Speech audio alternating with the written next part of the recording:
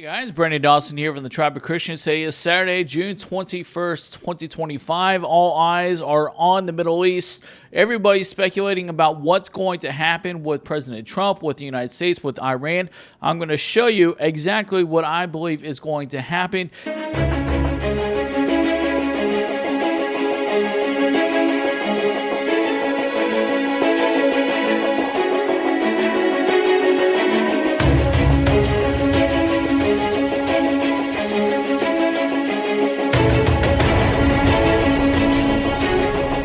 Something that I have frequently, constantly, always preached, always taught through my ministry, through our channels, through all of our videos. There are absolutely no coincidences with God, no coincidences in Bible prophecy. All these years of doing these things, I have learned to recognize the patterns and the signs. I want you guys to take a very close look at this. This is very unusual, very different, at least not for me. For you guys, you'll say this is weird. But let me show you something that happened to me, and I'm going to show you what this means.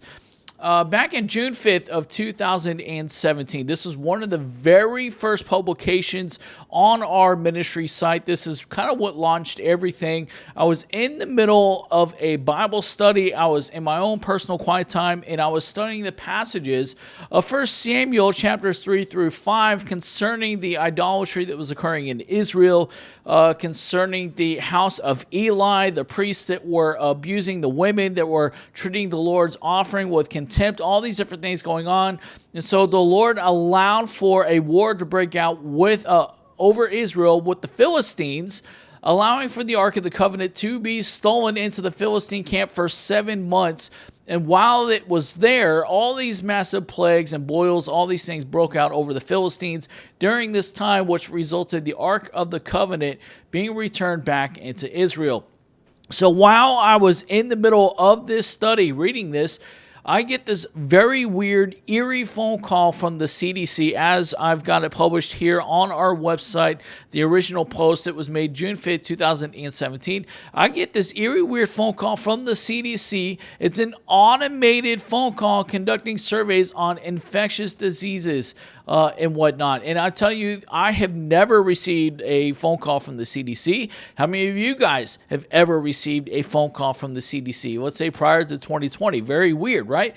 So I want you to pay close attention to this date, June 5th, 2017. This was one of the very first publications, again, beginning our prophecies into the coming pandemic. So if you take a look, the pandemic happens 3 years from this date. 2017, 3 years later, brings us into 2020.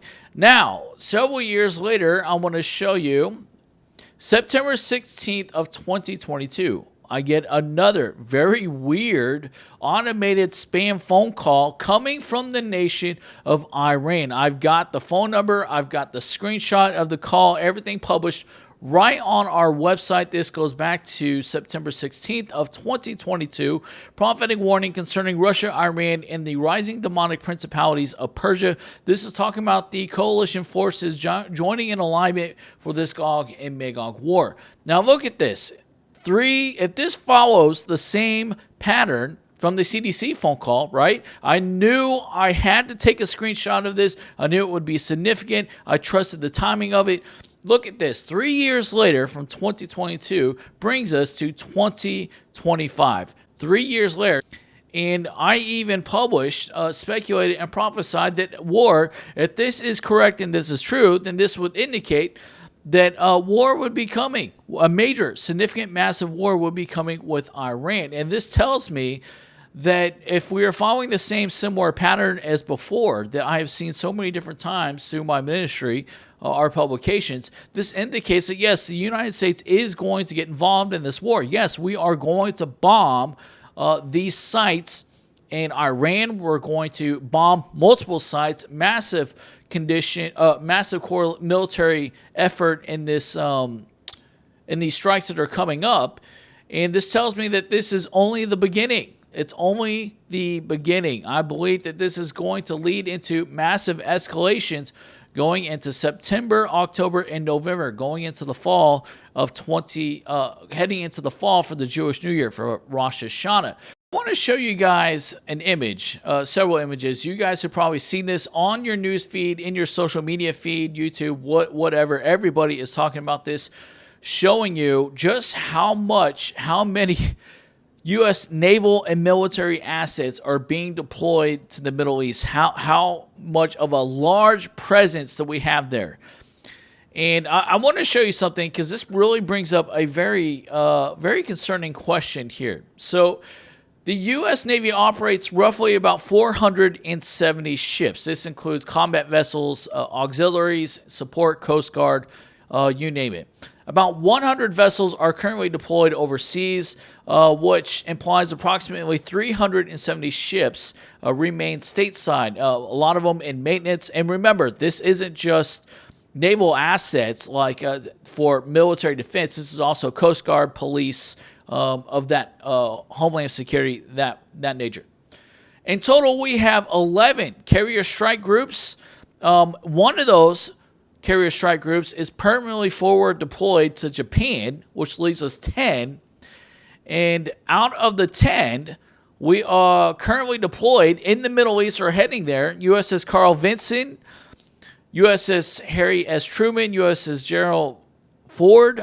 We also have the USS Nimitz, USS Theodore Roosevelt, and there's also one carrier strike group that's also usually always forward stationed in the Mediterranean Atlantic for Europe and NATO.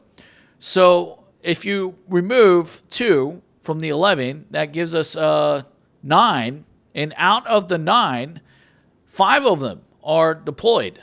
5. So that leaves us maybe 3 to 4 strike groups that are here on the home front, about give or take. Norfolk, San Diego, Birmingham, and Everett. And a lot of them are not actually even operational. They're undergoing maintenance or training or other different things. So overall, in summary, 470 ships, 100 of them deployed out of the 11 striker groups. 6, I think 5 to 6 of them are deployed, leaving us maybe 4 or 5 strike groups left. So the big question becomes, who is protecting us here in the home front? And number 2, this seems like a massive, overwhelming amount of military U.S. support for some bunker buster bombs to take out these sites, in which Israel has already done most of the work. So this tells me this is going to be a massive operation. This is just only the beginning. This is what it tells me. We have over 40,000 troops in the Middle East, lots of different bases all around the area.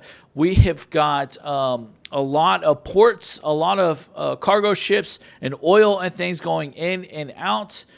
This tells me that President Trump's already made his decision, and as I've showed you, and this tells me that we're in for the long haul on this, and this is going to open up the United States to be completely vulnerable, leave us completely vulnerable for more tax, more risk assessments, things to happen.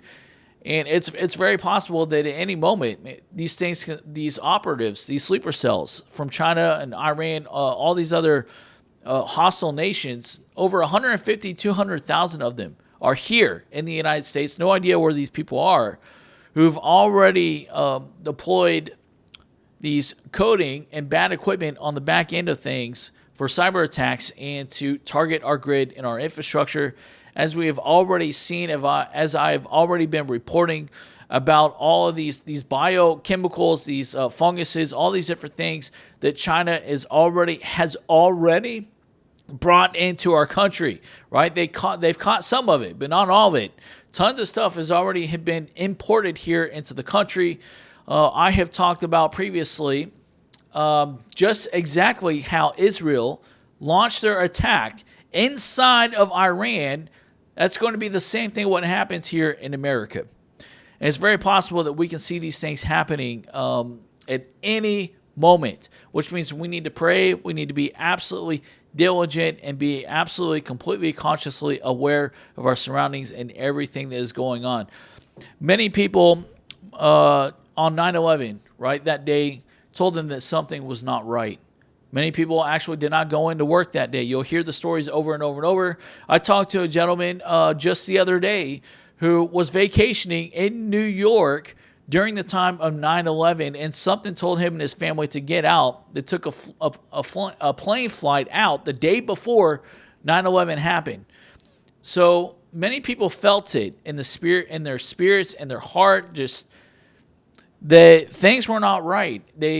So I tell this to people, that your instincts are usually always right. You may not completely understand it, but when something tells you that things are not right, something doesn't seem right, just listen and pay attention to that, because that could very well save your life, especially if you're in some of these areas that are very high target cities, target areas for infrastructure, critical infrastructure and grids and things like that. New York City, Washington, D.C., any of those major massive populations along our eastern coast. Even here in Texas, Houston and Dallas are also a massive major target. Pay attention when you get up, when you go to sleep. Just pay attention. If it feels off, something doesn't feel right, you don't always have to understand it to make those decisions. Just use caution moving forward. Anyways, guys, questions, comments, or concerns, please let me know. As always, keep running the race, keep fighting the good fight of faith. Whatever you do, stay encouraged and never lose hope, never give up.